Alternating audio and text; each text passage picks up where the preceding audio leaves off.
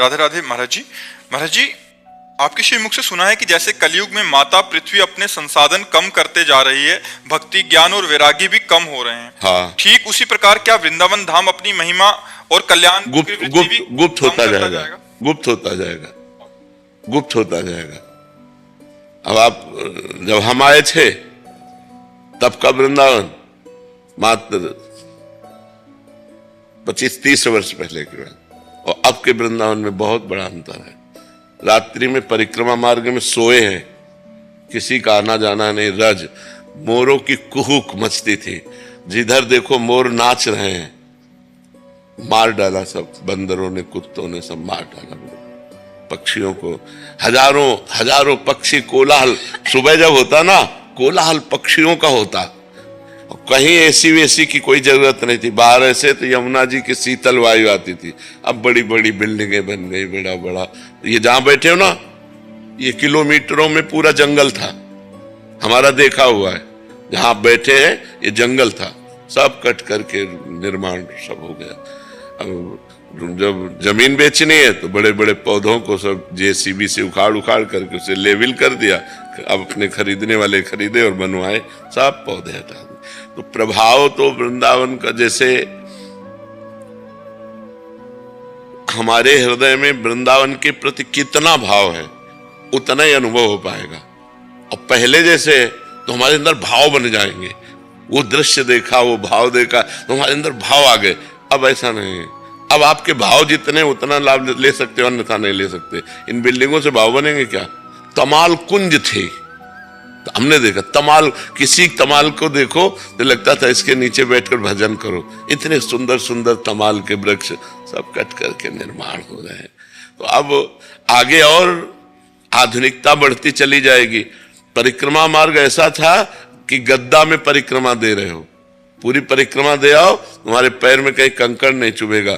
सब रज, यमुना जी की सब बालू रज, खूब लोटो, खूब आनंद। आज परिक्रमा देना मुश्किल है। ऐसे ऐसे कंक्रीट है जो रोड के है ना, वो एक बार परिक्रमा दे तो पैर छिल जाए।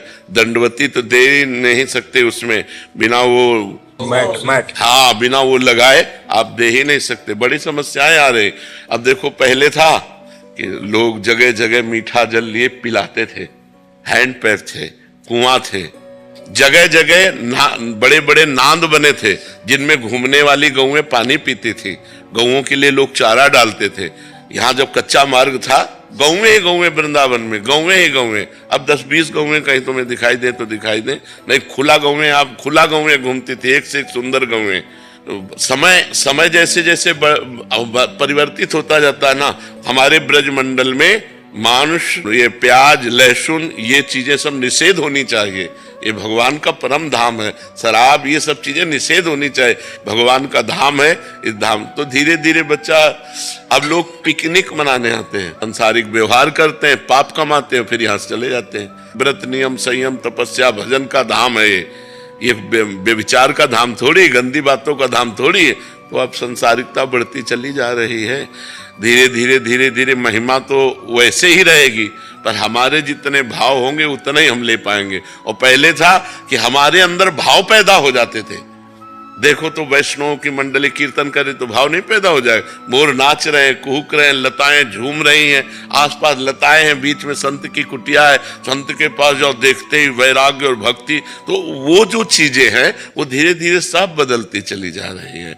अगर हम प्राकृतिक लता के नीचे बैठकर यही सत्संग प्रवचन करते होते, कोई लता मान लो बहुत बड़ा बरगद का पेड़, फिर आप उसके परमाणु देखो, तुम्हें बैठते ही एक परमानंद की अनुभूति हो जाए। अभी तो यहाँ मान लो भागवतिक परमाणु है तो शांति मिल रही थोड़ा, नहीं तो ये सब दीवालों से, ईंट पत्थर से शांति थोड़ी मिलती है।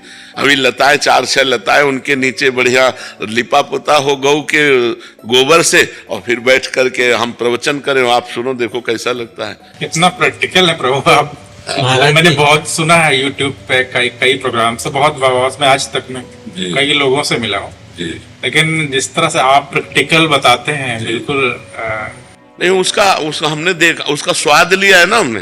जैसे हम गंगा किनारे रहे, सैनपुर में, कई जगह ऐसी रहे, तो जब लताओं के नीचे मान लो 100 लोग बैठ गए और बिना माइक के ऐसे ही बोल रहे, उस समय जो वायुमंडल बनता है भागवतिक, देखो पूर्व में जहां भी कथा हुई, बोले भगवान शंकर कथा कह रहे, वट वृक्ष के नीचे पार्वती जी और सब गण सुन रहे, कागभूषण जी कथा कह रहे, अलग अलग जहां जहां भी लता पता वृक्ष समुदाय। अब वो सुख जो अध्यात्म का सुख है, अब जैसे 88,000 ऋषि नैमिषारण्य में कथा सुन रहे हैं और सूत जी कथा सुना रहे हैं, उस समय माइक थोड़ी था। कितनी शांति थी कि 88,000 ऋषि एक महात्मा की बात को सुन रहे हैं बिना माइक के। 88,000 केवल ऋषि, शौनक जी आदि 88,000। कितना आत्मबल, कितना अध्यात्म बल प्रवक्ता में था कि 88,000 लोगों के कानों में आवाज जा रही और सब शांत होकर भगवान की चर्चा सुन रहे हैं। तो हमने छक छक करके गंगा जी का जल पिया है, यमुना जी का कमंडल से ऐसे जल पिया है 25-30 वर्ष पहले। यही कमंडल ऐसे गए और कमंडल भरा और यमुना जल पिया, ऐसे पिया है। अब आप आचमन नहीं कर सकते। 30 वर्ष में ये हालत हो गई कि आप आचमन नहीं कर सकते। बहुत दिल्ली का तो हाल और ही बुरा। हाँ, तो अब आप देखते जाओ प्रकृति कैसा परिवर्तन करती चली जा रही है। महाराज जी